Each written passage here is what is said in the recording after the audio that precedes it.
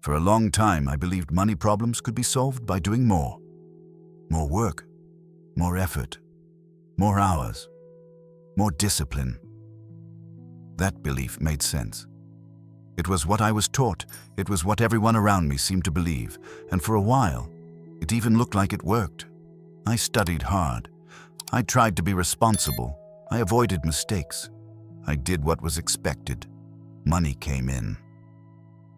But something else stayed. A quiet tension, a background anxiety. A feeling that no matter how much progress I made, it was never enough to feel truly safe. What confused me the most was this. Some people around me were earning more than I was, and they were constantly stressed. Others earned less, yet seemed oddly calm. They slept better. They made decisions without panic. They didn't talk much about money, but money didn't seem to dominate their emotions either. At first, I thought it was luck, or personality, or maybe just confidence. But over time, after watching friends, family members, and people I admired, a different pattern began to emerge. The difference wasn't income, it wasn't intelligence, and it definitely wasn't how hard they worked. It was how they thought about money. I had a close friend who chased every opportunity. Whenever something new appeared, a business idea, an investment, a trend, he jumped in immediately. He was smart, driven, always busy, but he was also exhausted. Every gain was followed by fear. Every loss felt personal. Another person I knew moved slowly, almost too slowly by most standards. He didn't react much. He didn't chase trends. He rarely talked about money at all. But year after year, his life became more stable. Not flashier, not louder, just calmer. And that contrast stayed with me. I began to realize something uncomfortable. Most of us aren't struggling with money because we lack information. We're struggling because of the relationship we have with money. Most people are taught to see money as something urgent, something fragile, something that can disappear at any moment. So we rush, we panic, we overreact. But the people who seem to handle money best don't treat it that way. They don't see money as an emergency. They don't see it as proof of worth, and they don't see it as something that must be chased. They see it as a system, a long game, a reflection of how they make decisions over time. This audiobook isn't about how to get rich fast. It's not about tricks, hacks, or secret strategies. It's about understanding the mental framework behind people who are financially calm, even before they are financially wealthy. Because here's something most people never say out loud. Financial stress is not caused by a lack of money alone. It's caused by uncertainty, by emotional swings, by feeling out of control, and those things come from how we think, not just how much we earn. I've watched people double their income and feel no safer. I've watched others earn modestly and sleep peacefully. The difference was never the number. It was the mindset. In the next hour, we're going to explore how the wealthy think about money, quietly, patiently, and without urgency. Not as heroes, not as geniuses, but as people who learn to see money differently. You'll hear examples that may remind you of someone you know, a friend, a family member, or maybe even yourself. And if at any moment during this audiobook you find yourself thinking of someone who is overwhelmed by money, someone who feels stuck, anxious, or constantly behind, pause for a second, because this is important. This isn't content meant to impress. It's meant to steady. So if you believe this perspective could help someone you care about breathe a little easier, think a little clearer, or stop being so hard on themselves, please share this video with them. Not to tell them what to do, not to push them to change faster, but to remind them that there is another way to relate to money. A quieter way, a calmer way, a way that doesn't require panic to move forward. Let's begin. Chapter 1.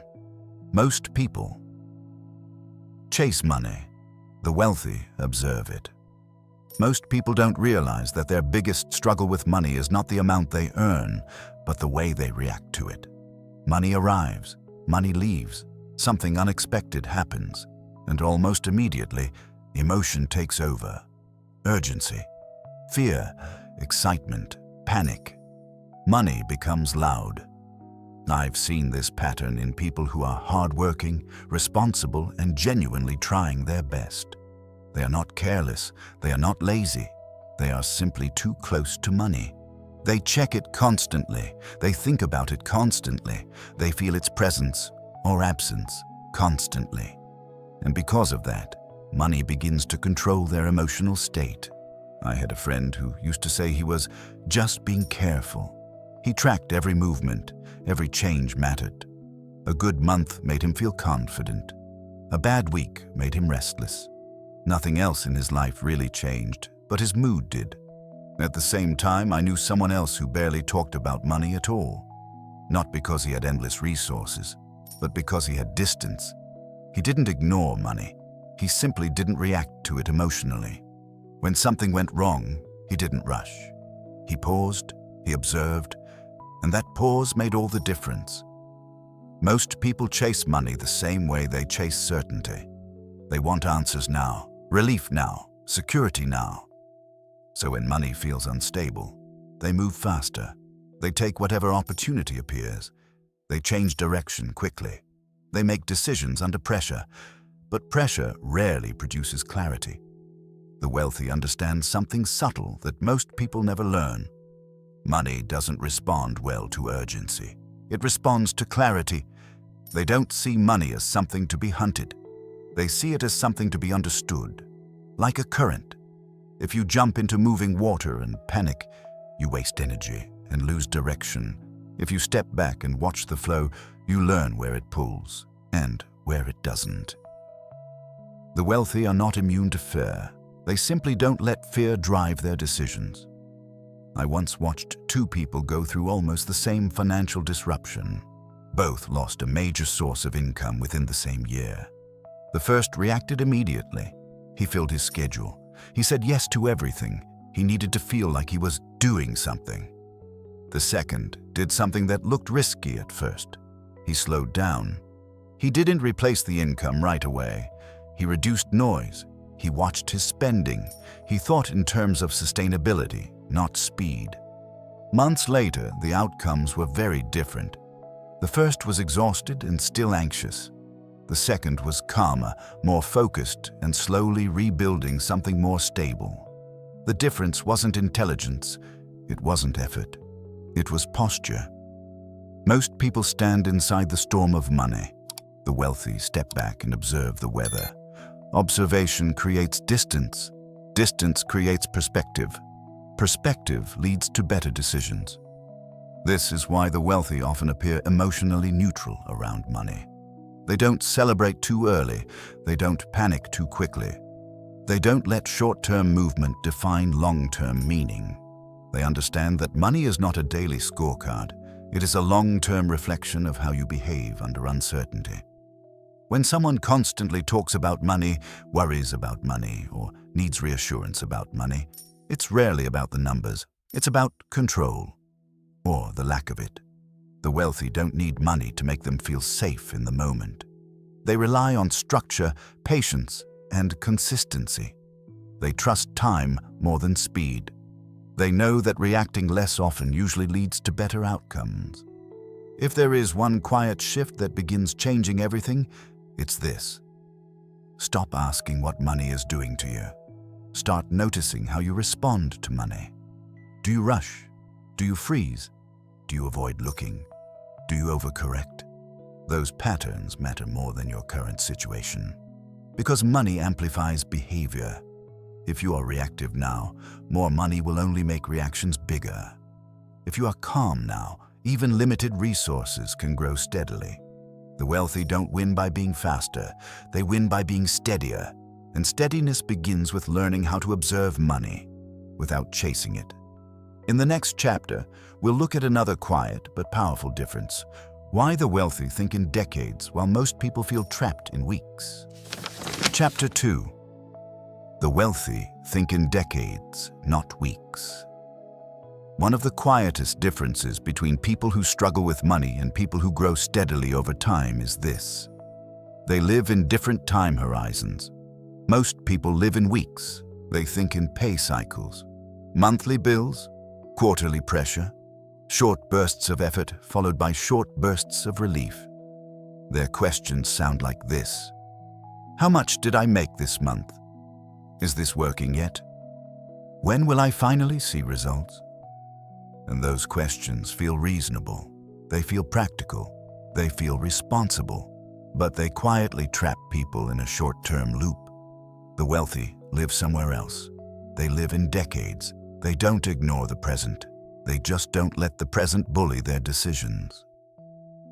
I noticed this difference clearly when I looked at people in my own life, especially people who seemed calm long before they were obviously wealthy. They weren't in a rush. Not because they were lazy, but because they were patient in a very deliberate way.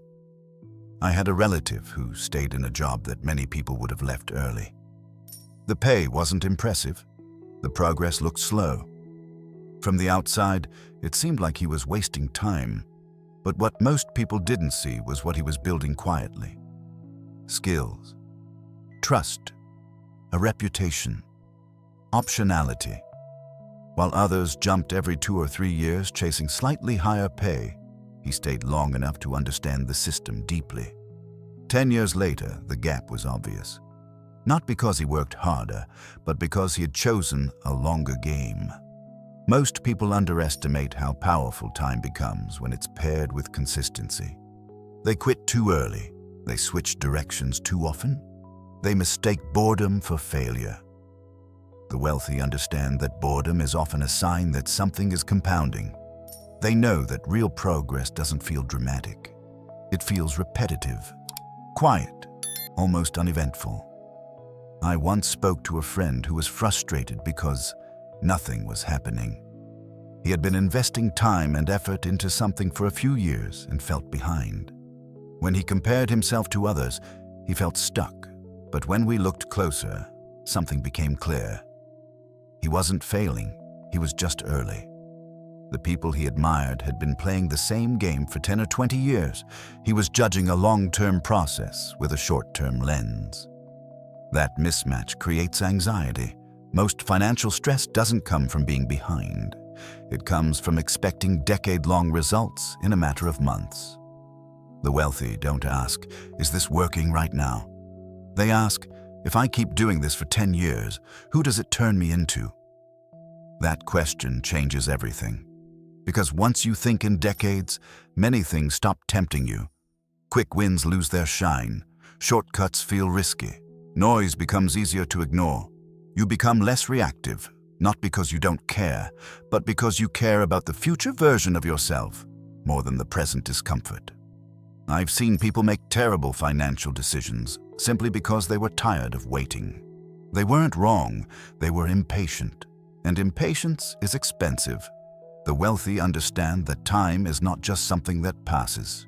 Time is an asset, but only if you stay in the game long enough for it to work on your behalf. This is why they protect their energy, their reputation, their capital, their ability to continue. They don't burn bridges for short-term gain. They don't gamble their future to feel relief today. They think in sequences, not moments. What does this decision lead to? And then what? And after that? Most people stop at the first outcome. The wealthy keep going. They know that wealth is rarely built by intensity. It's built by endurance, by choosing paths that don't collapse under pressure, by staying consistent when progress feels invisible, by trusting that small, correct decisions add up if you give them enough time. Thinking in decades doesn't mean moving slowly. It means moving with direction. It means accepting that meaningful change often feels boring in the middle. And boring is not a problem. Boring is a signal that compounding is happening quietly, beneath the surface. In the next chapter, we'll talk about another difference that protects wealth over the long term. Why emotional control matters more than intelligence when it comes to money. Chapter 3. Why emotional control? matters more than intelligence. Many people believe that money is a game of intelligence, that if you are smart enough, analytical enough, or educated enough, you will eventually figure it out. But if that were true, the most intelligent people would always be the calmest and wealthiest. They are not. In reality, some of the smartest people struggle the most with money, not because they don't understand it, but because they feel too much around it. They overthink, they overreact, they personalize every outcome. I've seen this up close. I had a friend who was exceptionally sharp. He could analyze situations quickly. He always had a logical explanation for his decisions. But emotionally, he was always on edge. When things went well, he felt invincible. When things went wrong, he doubted everything. His decisions changed depending on how he felt that week. Contrast that with someone else I knew who wasn't particularly analytical. He didn't talk much about strategy. He didn't try to predict outcomes, but he was emotionally steady. He didn't panic when things dipped. He didn't get euphoric when things improved. Over time, his results were far more consistent. The difference wasn't intelligence, it was emotional control. Money has a way of amplifying what's already inside you. If you are calm, money magnifies patience. If you are anxious, money magnifies fear. The wealthy understand that emotions are expensive, not because emotions are bad, but because they distort judgment. Fear makes you exit too early. Excitement makes you enter too late. Ego makes you double down when you shouldn't. Emotional control doesn't mean feeling nothing. It means feeling without reacting. I once watched a family member make a major financial decision during a stressful period in their life. Nothing about the situation was urgent, but emotionally, everything felt urgent. They rushed, they skipped reflection, they acted to relieve discomfort, not to improve outcomes. Years later, they admitted it wasn't the decision itself that hurt them. It was the state they made it from. The wealthy pay close attention to this. They rarely make big decisions when they are tired, or angry, or desperate. They know that a bad emotional state can turn a good opportunity into a long-term problem. This is why they often appear slow to act. But what looks like hesitation is often discipline. They wait until their emotions settle. They let clarity return. They separate the feeling from the decision. Most people don't do this. They believe urgency equals responsibility, so they act quickly to prove they are in control. But reacting quickly is not the same as acting wisely. The wealthy understand that intelligence helps you see options, but emotional control helps you choose the right one. Without emotional stability, intelligence becomes dangerous. It just gives you better justifications for bad decisions. I've seen people talk themselves into choices they already felt compelled to make. They weren't reasoning. They were rationalizing. The wealthy are careful with this. They ask themselves quiet questions before acting. Am I calm right now? Am I trying to fix discomfort or build something durable? Would I make the same decision if I weren't afraid? These questions slow everything down, and slowing down is often what protects wealth. Emotional control also allows the wealthy to stay consistent. They don't change direction every time something feels uncomfortable. They don't abandon plans at the first sign of doubt.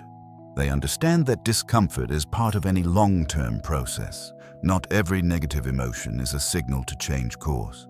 Sometimes it's just resistance, and resistance passes. This is why the wealthy often seem boring from the outside. They don't react dramatically. They don't narrate every move. They don't seek validation. They are more interested in staying emotionally neutral than being right. Because neutrality keeps them in the game. If there is one quiet advantage the wealthy cultivate early, it's this. They learn to manage themselves before trying to manage money. They know that money will test their patience, their ego, their fear. And unless they can pass those tests internally, no amount of intelligence will save them. In the next chapter, we'll explore another shift that changes everything. Why money follows value, not effort, and why working harder is often the wrong answer. Chapter 4. Money follows value, not effort. For most of our lives, we are taught a very simple equation. Work harder, try more, put in more hours, and money will follow. It sounds fair, it sounds logical, and in many areas of life it even seems true. But when it comes to money, this belief quietly breaks people over time. I know this because I lived it. There was a period in my life when I was doing more than ever before. Longer days, more responsibility, less rest. From the outside, it looked like progress. From the inside, it felt heavy. I was busy but not calm, productive but not secure, tired yet still worried. And that contradiction forced an uncomfortable realization. Effort was increasing, but value wasn't. Money didn't respond the way I expected. That's when I started noticing a pattern in people around me. Some worked relentlessly and stayed stuck. Others worked less, appeared calmer, and slowly moved ahead. At first, this felt unfair, but fairness has never been how money works. Money does not reward effort, it rewards value. And value is not about how hard something feels. It's about how useful, rare, or scalable it is. Most people confuse effort with importance. They believe that because something takes a lot out of them, it must be worth a lot. But money doesn't see exhaustion. It sees results. I had a friend who worked longer hours than anyone I knew. He was always busy, always stressed, always tired. When you asked how he was doing, he'd say, grinding. But grinding never translated into leverage. Every dollar he earned required his direct involvement. When he stopped, the money stopped. At the same time, I knew someone else whose schedule looked almost empty by comparison. He wasn't idle. He was intentional. He spent most of his time improving one thing that compounded slowly. It didn't look impressive day to day, but over years, it changed his entire financial situation. The difference wasn't motivation. It was understanding where value comes from. Value is created when something solves a problem repeatedly, without requiring you to repeat yourself endlessly. This is why the wealthy don't ask, "How hard is this?" They ask, "Does this scale? Does this compound? Does this create leverage?" Most people trade time for money. The wealthy trade value for money. And value doesn't require suffering. In fact, suffering is often a sign that something is misaligned. There's a quiet guilt many people carry around money. They believe that if something feels easy, it must be undeserved. So they avoid ease. They chase difficulty. They glorify exhaustion. But money doesn't reward sacrifice for its own sake. It rewards usefulness. I once spoke with someone who had been stuck financially for years, despite being incredibly dedicated. When we talked, one sentence stood out. "I just need to work harder." But he was already working harder than anyone else. The problem wasn't effort. The problem was placement. He was applying enormous effort to something that could never multiply. The wealthy understand this early. They don't obsess over effort. They obsess over positioning. They ask, "Where does my effort go the furthest? What continues to create value even when I'm not present? What grows quietly over time?" This is why they often seem selective about what they work on. They say no more than they say yes. They are not available for everything. They protect their energy. Not because they are lazy, but because they understand that scattered effort dilutes value. Another pattern I noticed is that people who equate effort with worth often struggle to charge appropriately. They feel uncomfortable receiving more than they worked for. The wealthy don't think this way. They don't ask, "Did I work hard enough to deserve this?" They ask, "Is this valuable enough to justify this?" That shift changes everything. Because once you stop tying money to effort, you stop tying money to your identity. You no longer feel attacked when income fluctuates. You no longer feel ashamed when rest is necessary. You start thinking in terms of contribution instead of sacrifice. I've seen people burn out trying to prove their worth through labor. And I've seen others quietly redesign what they offer to the world, earning more while working less. The difference wasn't morality, it was understanding. Money follows value because value travels further than effort. Effort stays where it's applied. Value moves, it gets shared, it gets reused, it compounds. This is why the wealthy spend so much time refining what they do instead of simply doing more. They simplify, they focus, they eliminate. They understand that doing less, but doing it better, often produces far better outcomes. One of the hardest moments in my own journey was admitting that my exhaustion wasn't noble. It wasn't a badge of honor.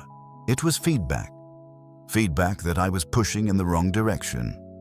When I began shifting my focus from how much can I do to what actually matters, everything changed slowly but decisively. I became less busy, more intentional, calmer, and ironically, that's when money began responding differently. Not because I tried harder, but because I aimed better. The wealthy are not allergic to hard work. They're allergic to pointless work. They respect effort, but only when effort creates leverage. They know that no amount of grinding can replace good positioning. This is why they spend so much time thinking before acting. Why they invest in learning, in systems, in relationships, things that continue producing value long after the initial effort is made. If there is one belief that frees people from endless financial strain, it's this: you do not need to exhaust yourself to be valuable. You need to be useful in the right way. Once you internalize that, your relationship with money begins to soften. You stop proving, you stop chasing, you start designing, and money responds, not to how hard you try, but to how clearly you create value. In the next chapter, we'll explore another mindset that quietly separates those who grow wealth steadily from those who stay stuck. Why the wealthy think in systems, not opportunities. Chapter 5. The wealthy think in systems, not opportunities. Most people spend their financial lives looking for opportunities, a better job, a new deal, a trend they can catch early, something that promises momentum. Opportunities feel exciting, they feel like movement, they feel like progress, and sometimes they even work. But over time, chasing opportunities creates a very specific kind of fatigue, because opportunities come and go. They demand attention, they demand timing, and they often disappear just as quickly as they arrive. The wealthy notice this early. They don't ignore opportunities, they simply don't build their lives around them. They build systems. A system is quiet, it doesn't announce itself, it doesn't require constant adrenaline. A system works whether you feel motivated or not, whether the market is exciting or boring, whether anyone is watching or not. This is one of the most misunderstood differences between people who stay financially unstable and those who grow steadily over time. Most people wait for something to happen. The wealthy design something that keeps happening. I remember watching a friend move from one opportunity to another for years. Each one made sense on its own. Each one sounded promising. Each one came with a story about why this time would be different. And each one required starting over. New relationships, new rules, new risks. He was always busy, always adapting, always explaining. Another person I knew stayed in one lane for a very long time. It looked boring, predictable, almost too simple. But within that lane, he kept refining how things worked. He improved small processes. He deepened relationships. He removed friction. Over time, the results were impossible to ignore. One life was built on bursts. The other was built on flow. Opportunities reward speed. Systems reward patience. This is why most people feel like they are constantly restarting financially. They don't fail because they are incapable. They fail because they keep resetting the clock. The wealthy hate resetting the clock. They understand that progress compounds only when continuity exists. A system allows learning to stack. Mistakes become data instead of disasters. Experience becomes leverage instead of memory. When you operate inside a system, you don't need everything to work. You only need enough things to work consistently. Most people chase perfect outcomes. The wealthy aim for repeatable ones. This difference shows up everywhere, in careers, in investments, in relationships. People who chase opportunities often confuse novelty with improvement. Something new feels like growth, even when it's just change.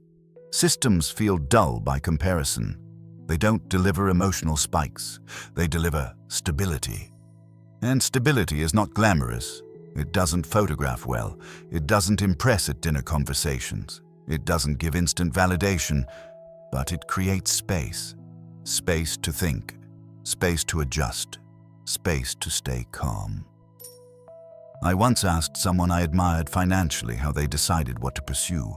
Their answer surprised me. "I don't ask whether it's a good opportunity," they said. "I ask whether it fits my system." That question alone filters out most distractions, because most opportunities are incompatible with the life you're actually trying to build. They require too much attention, too much emotional energy, too much adaptation. The wealthy protect their systems fiercely. They are careful about what they add, and even more careful about what they allow to disrupt what already works. This is why they often say no to things that look profitable in the short term. Not because they can't see the upside, but because they can see the cost. Every opportunity extracts something: time, focus, risk tolerance. Systems are designed to minimize extraction. They create predictable inputs and predictable outputs, and predictability creates peace. Another subtle difference is how failure is experienced. When an opportunity fails, it feels personal. It feels like a missed chance, a wrong move. When something inside a system fails, it's just feedback. A part breaks. You fix it. The system continues. This emotional difference matters more than most people realize. People who build around opportunities tend to internalize losses. They question themselves. They lose confidence. People who build systems lose less confidence when something goes wrong, because their identity is not tied to a single outcome. The system remains. This is why the wealthy rarely bet everything on one move. They don't need one big win. They need a structure that survives many small losses. They understand that wealth is not created by moments. It is created by environments. An environment that supports good decisions. An environment that reduces mistakes.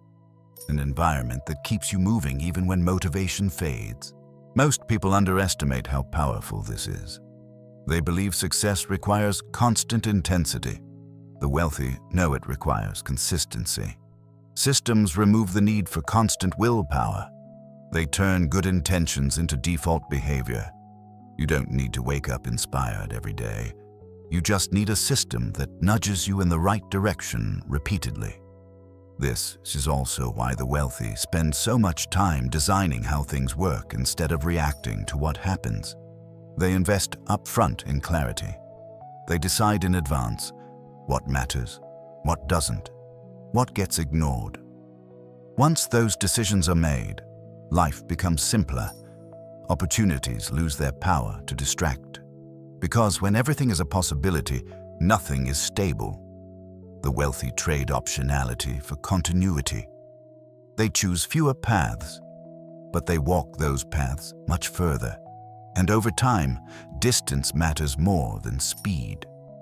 If there is one reason systems outperform opportunities in the long run, it's this.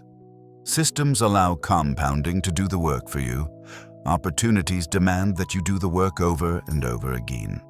The wealthy prefer leverage over effort. They don't want to repeat themselves endlessly. They want results to build on top of results. This doesn't mean systems are rigid. They evolve, they adapt, but they do so gradually, without panic. Small changes, careful adjustments, never a complete reset. Most people never experience this kind of stability because they never stay with anything long enough to build it. They leave just as understanding begins to form. They mistake early discomfort for misalignment. The wealthy know better. They know that the middle of any meaningful system feels dull, that boredom is often a sign that things are working quietly. So they stay, they refine, they simplify, they protect what works. And while others chase the next thing, they let time do its work. In the next chapter, we'll explore another principle that quietly protects wealth over decades. Why the wealthy focus more on protecting the downside than chasing the upside. Chapter 6. The wealthy protect the downside. Before they chase the upside, most people are taught to focus on how much they can gain, how big the opportunity is, how fast things can grow, how high the upside might be. That way of thinking feels optimistic, ambitious, forward-looking. But it quietly ignores a more important question. What happens if this goes wrong? The wealthy ask that question first. Not because they are pessimistic, but because they understand something most people learn too late. You don't get wealthy by winning big once. You get wealthy by not losing badly. I began to notice this difference when I looked at people who had been financially stable for decades. Not flashy, not loud, just consistently okay, year after year. They rarely talked about their biggest wins. They talked about the mistakes they avoided, the risks they didn't take, the situations they walked away from. Most people think that sounds conservative or boring. But boredom is often the price of survival, and survival is the foundation of wealth. I had a friend who believed strongly in going all in. When he saw something he believed in, he committed fully. Time, money, energy. He didn't like half measures. He wanted clarity and certainty. For a while, it worked. Then one decision went against him. Not catastrophically, just enough to knock him off balance. But because everything was concentrated in one direction, the impact was heavy. It took years to recover, not financially, but emotionally. Contrast that with someone else I knew who never seemed to make dramatic moves. He didn't talk about massive gains. He didn't chase the hottest trends. He spread his decisions out. He kept room for error. When something didn't work, it barely registered. Life went on. The difference wasn't intelligence or courage, it was respect for downside. The wealthy are deeply aware of fragility. They understand that one bad decision doesn't need to ruin you unless it's allowed to. So they design their lives to absorb mistakes. They leave margins. Margins of money, margins of energy, margins of reputation. Most people operate at the edge. They stretch everything: time, cash flow, emotional bandwidth. There's no room for error, so when something goes wrong, panic follows. The wealthy build buffer into everything. They don't assume things will go perfectly. They assume something eventually won't, and that assumption keeps them calm. This mindset shows up in small, everyday choices. They don't overextend financially to impress. They don't commit everything to one outcome. They don't depend on a single source of stability. Not because they lack confidence, but because they respect uncertainty.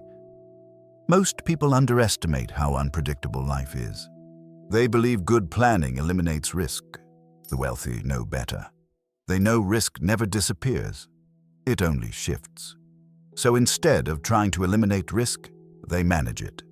They ask, what's the worst-case scenario? Can I survive it? If this fails, am I still okay? If the answer is no, they walk away, even if the upside looks attractive. That discipline is rare because upside is seductive. It promises relief, validation, a sense of progress. Downside is quiet. It doesn't announce itself. It doesn't excite, but it waits. I once saw someone make a decision that looked brilliant on paper. The potential upside was huge. The story made sense. Everyone around them was impressed, But the downside was devastating. If it failed, there was no backup, no plan B, no buffer. When it did fail, the loss wasn't just financial. It damaged confidence. It affected relationships. It narrowed future options. The wealthy think in terms of optionality. They protect their ability to continue. They know that once you are forced into desperation, your choices shrink. You take worse deals. You accept bad terms. You compromise more than you should. Protecting the downside preserves freedom. Freedom to wait. Freedom to say no. Freedom to choose calmly. This is why the wealthy often appear slow to commit. They don't rush into situations that limit their future. They prefer steady progress over dramatic leaps. They would rather miss an opportunity than lose flexibility. Most people find this frustrating. They believe hesitation equals weakness. But in reality, hesitation is often restraint. And restraint compounds. The wealthy don't aim to maximize returns. They aim to minimize regret. They know that staying in the game is more important than winning any single round. They understand that wealth is fragile in the early stages. One bad move can erase years of progress. So they treat early stability with extreme care. They don't bet their entire future on their current confidence. They assume they could be wrong. And that humility saves them. Another subtle difference is how the wealthy define success. Most people define success by peak outcomes. The best year, the biggest win, the highest number. The wealthy define success by continuity. Can this continue? Can this survive stress? Can this last through boredom? If something only works under perfect conditions, they don't trust it. They prefer things that work under average conditions. Because average is where life actually happens. I've noticed that people who ignore downside often live in cycles. High excitement, high stress, sharp drops, long recoveries. People who protect downside live smoother lives. Fewer extremes, less drama, more predictability. That predictability doesn't feel exciting, but it feels safe. And safety allows growth. This is why the wealthy talk so much about preservation, preserving capital, preserving reputation, preserving energy. They know growth comes later, but preservation must come first. You cannot compound what you lose completely. This mindset also changes how they respond to fear. They don't try to eliminate fear. They treat it as information. Fear often points to exposure, to overcommitment, to fragility. Instead of pushing through fear blindly, they ask why it's there. Sometimes fear means caution is needed. Sometimes it means boundaries were crossed. Listening to that signal protects the downside. Most people ignore fear until it becomes panic. The wealthy listen early. They don't need certainty to move forward. They need survivability. They don't need guarantees. They need resilience. This is why wealth often grows quietly. There are no heroic moments, no dramatic risks. Just a long series of decisions that don't break the system. The wealthy don't win by being fearless. They win by being careful in the right places. They understand that upside takes care of itself when downside is controlled. If you can stay alive financially, time will do the rest. In the next chapter, we'll explore another quiet habit that protects wealth and peace over the long term. Why the wealthy keep their relationship with money private, and how silence itself becomes an advantage. Chapter 7. The wealthy keep their relationship with money quiet. One of the least discussed habits of people who build wealth steadily is silence. Not secrecy driven by fear, not hiding, not shame, just quiet. The wealthy tend to have a private relationship with money. They don't announce plans early. They don't narrate progress. They don't explain every decision. And that quietness is not accidental. It is protective. Most people talk about money as a way to process uncertainty. They share ideas to feel validated. They announce intentions to feel accountable. They talk through decisions to reduce anxiety. And while this feels healthy on the surface, it often creates pressure where none is needed. Once money becomes a public topic, it becomes a public performance. Opinions appear, judgments follow, expectations form, and expectations distort decisions. I've watched people change their financial behavior simply because others were watching. They held on to bad decisions longer than they should have. They doubled down to avoid embarrassment.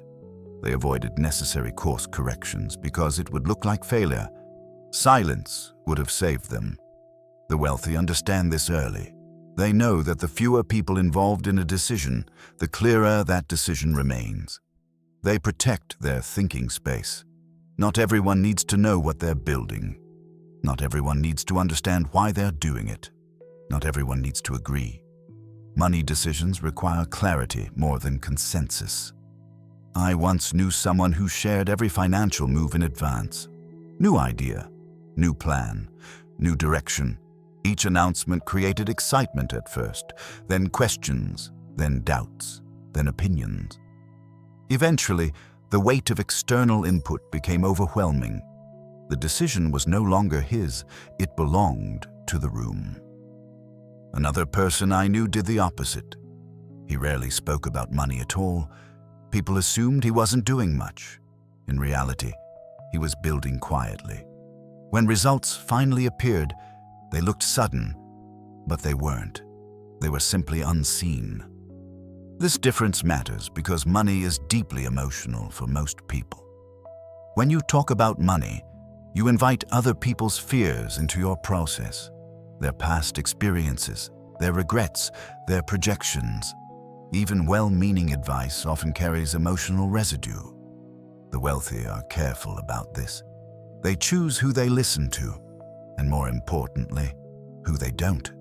They understand that clarity is fragile. It doesn't survive too many voices. Silence preserves optionality. When no one knows what you're doing, you can change direction freely. You can adjust without explanation. You can correct mistakes quietly. You can evolve without defending your past self. Most people underestimate how valuable this freedom is. They feel obligated to be consistent with what they've said publicly, so they stay stuck. The wealthy feel no such obligation. Their loyalty is to the outcome, not the narrative. Another subtle benefit of keeping money private is emotional regulation. When you don't talk about wins, you don't inflate your ego. When you don't talk about losses, you don't amplify shame. Silence smooths emotional extremes. This steadiness protects judgment. People who speak often about money tend to experience sharper highs and deeper lows. Praise fuels confidence beyond reality. Criticism fuels doubt beyond reason. The wealthy prefer a flatter emotional landscape. They don't need constant feedback. They trust their process. This doesn't mean they operate in isolation. They still seek counsel, but selectively. They talk to people who have already been where they are going. People with experience, not opinions. People with calm, not urgency. And those conversations are private, purposeful, limited. The rest stays inside. I've noticed that the more someone needs to talk about money, the less settled they usually feel. Talking becomes a way to reassure themselves, to convince themselves they're doing the right thing. The wealthy don't need that reassurance. They're comfortable sitting with uncertainty. They know that not knowing everything is part of the process.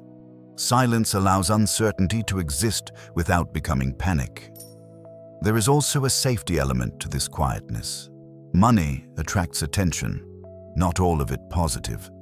Expectations change when people believe you are doing well. Boundaries get tested. Requests appear. Assumptions form. The wealthy keep things quiet to keep relationships clean.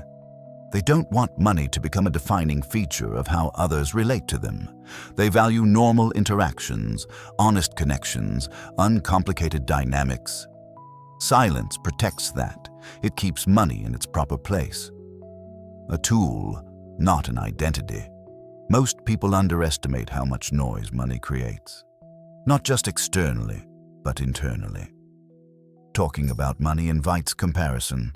Comparison invites pressure. Pressure invites bad decisions. The wealthy avoid this entire chain by keeping things simple. They let results speak later. Another reason silence matters is timing. The wealthy know that timing is everything. An idea shared too early becomes fragile. It hasn't had time to mature, to be tested, to be strengthened. Early exposure invites doubt before resilience exists. So they wait. They let ideas grow roots before exposing them to the wind. Most people expose ideas at the seed stage. They want encouragement, they want excitement. But seeds don't need applause. They need protection. The wealthy understand this intuitively. They build first, they speak later, sometimes much later, and often they never speak at all. Because not everything needs to be shared, there is power in being underestimated. When people don't expect much, pressure disappears. You are free to work without scrutiny, free to fail quietly, free to improve without commentary. The wealthy don't seek to be impressive.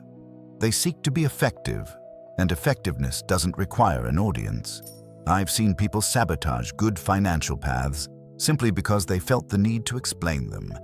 Every explanation creates resistance. Every defense creates doubt. Silence removes both. It allows you to move forward without friction.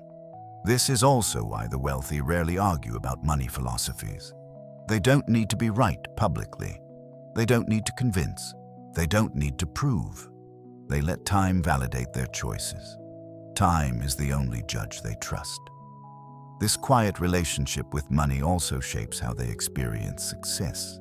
Success doesn't change their identity. It doesn't become a story they tell repeatedly. It remains internal, grounded. This keeps them from chasing more just to maintain an image. They don't escalate risk to stay interesting. They don't increase spending to match expectations. Their lifestyle grows slowly, deliberately, often invisibly. Most people believe that wealth should be visible. The wealthy know that visibility often attracts instability. They prefer invisibility. Not forever, just long enough. Long enough to build something that doesn't collapse under attention.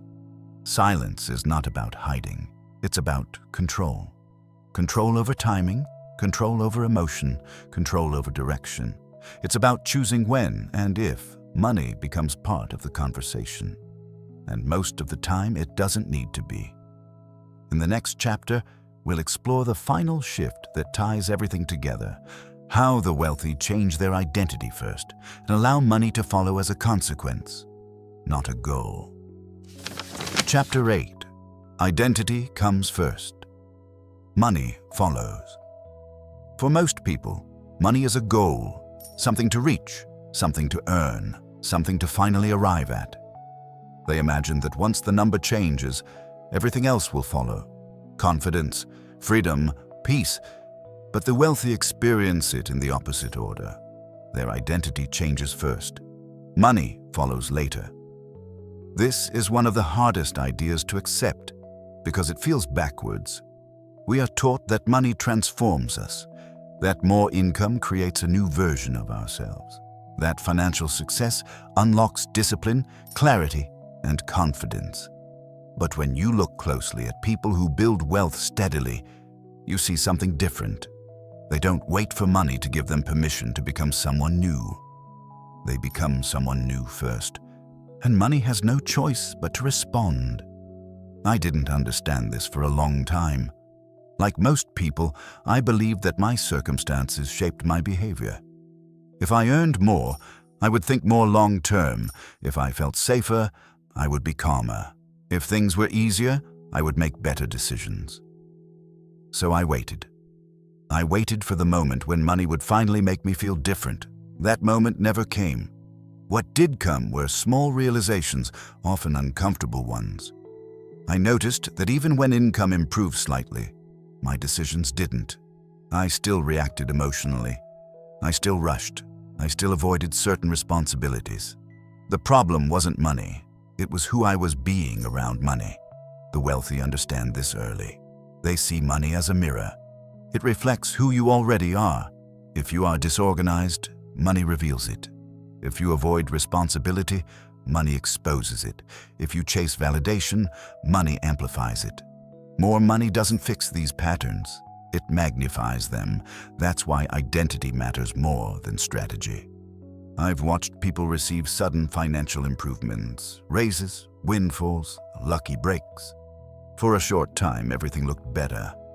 Then slowly, quietly, old patterns returned. Spending increased. Pressure returned. Anxiety crept back in. Within a few years, they were right where they started. Not because they failed, but because they never became a different person. The wealthy don't rely on external changes to force internal growth. They flip the sequence. They change how they see themselves first, not in dramatic ways, in subtle, consistent ones. They start acting like people who plan ahead, people who don't rush, people who respect boundaries, people who don't need to prove anything, long before the money arrives. This identity shift shows up in small decisions that seem unrelated to wealth. They show up on time.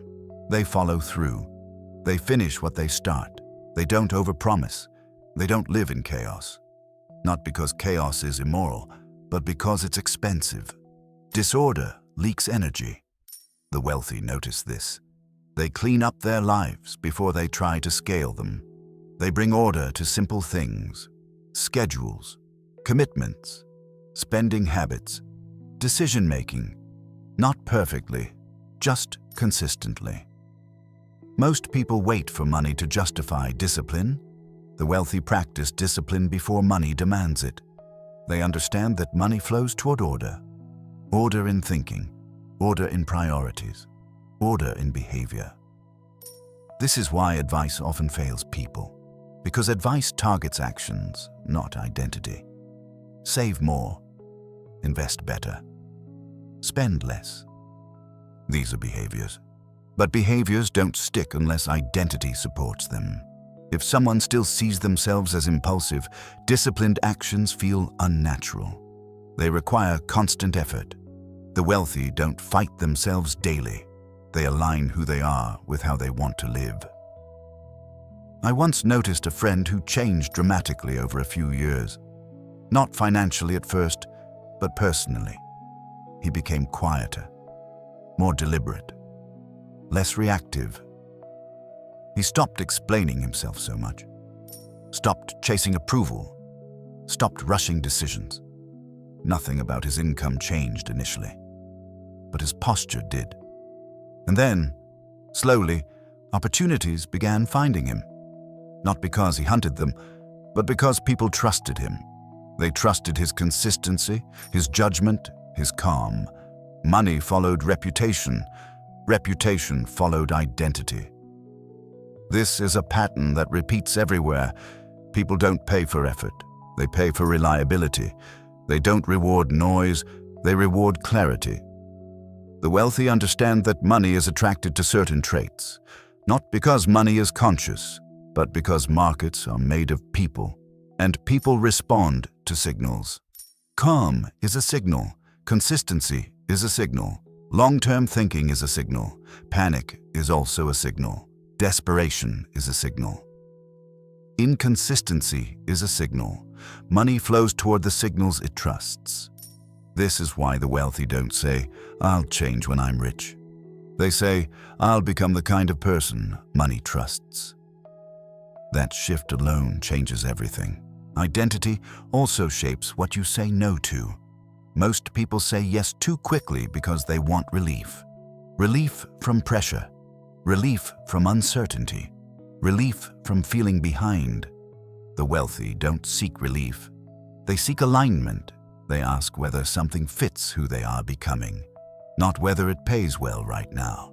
This protects them from short-term traps. Because once you adopt an identity that values longevity, certain options simply stop appealing. You don't need willpower to reject them. They no longer match you.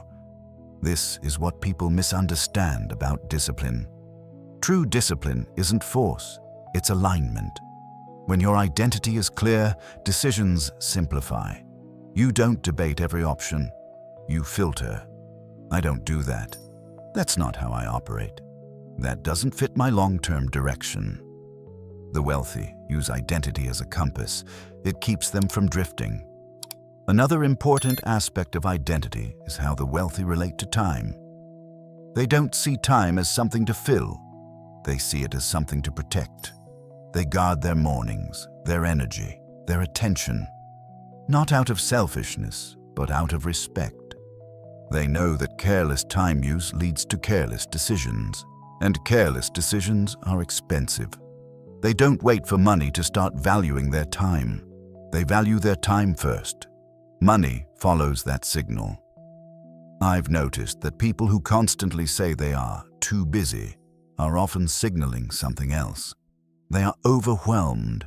They are reactive. They are not in control of their schedule.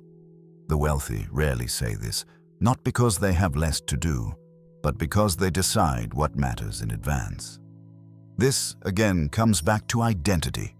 They see themselves as designers of their lives, not victims of circumstances. This doesn't mean life is easy for them. It means they take responsibility early. Responsibility is another identity trait money responds to. Not responsibility in the sense of blame, but responsibility in the sense of ownership. The wealthy don't outsource their financial reality to luck, systems, or other people. They acknowledge uncertainty, but they don't hide behind it. They own outcomes, even when those outcomes are uncomfortable. This ownership builds trust. Trust from others, trust from themselves, and trust compounds. Another quiet identity shift is how the wealthy think about growth. Most people associate growth with addition. More income, more projects, more commitments. The wealthy often grow by subtraction. Fewer distractions, fewer obligations, fewer emotional entanglements. They simplify, not because they lack ambition, but because simplicity scales. Complexity breaks under pressure. The wealthy don't want lives that require constant maintenance. They want structures that hold. This identity, someone who values simplicity, shapes every financial decision. They don't chase lifestyles that demand high upkeep. They don't lock themselves into fixed costs that remove flexibility. They don't confuse comfort with fulfillment. Again, this happens before money, not after. By the time wealth appears, their life is already designed to hold it. This is why sudden wealth often destroys people. It enters a life that was never prepared for it. The wealthy build the container first. Then they let money fill it. Identity also determines how the wealthy experience enough. Most people feel not enough regardless of numbers, because their identity is tied to comparison. There is always someone ahead, always someone doing better. The wealthy step out of this race early. They define enough internally, not as a fixed number, but as a feeling of sufficiency. This allows them to stop chasing endlessly. And ironically, that's when growth becomes sustainable, because desperation disappears. Money doesn't like desperation. It creates distortion. The wealthy know this. They cultivate an identity that is grounded, not grasping. They don't need money to feel whole. They want money to support a life they already respect. That difference is everything. When identity leads, money becomes a byproduct, not a burden, not an obsession, not a measure of worth, just feedback. Feedback that the system is working. This is why the final shift in wealth is never financial, it's personal.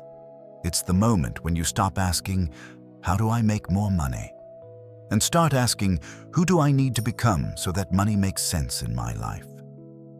That question changes the direction of everything. Because once identity changes, behavior follows naturally. And once behavior changes, outcomes eventually follow. Quietly, gradually, inevitably. Money doesn't lead this process. It confirms it, and when money stops being the goal, it becomes something far more useful. A tool, a signal, a consequence. not of luck, but of alignment. If there is one idea I hope stays with you after listening to this audiobook, it's this. Money was never the problem, and money was never the solution either.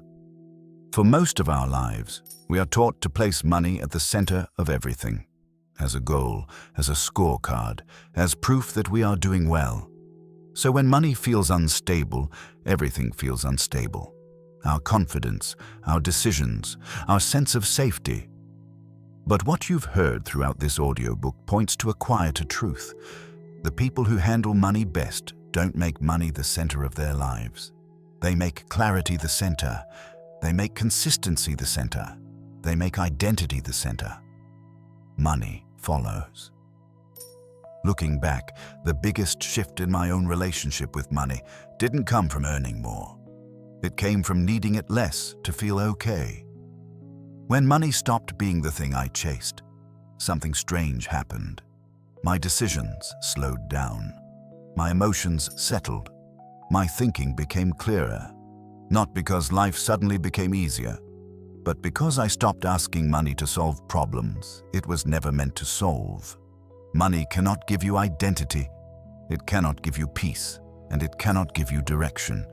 It only amplifies what's already there.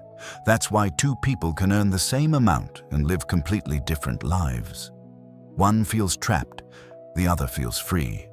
One feels anxious, the other feels steady. The difference is never just the number, it's the relationship.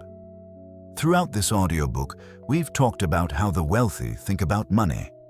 But what we were really talking about was how they think about themselves.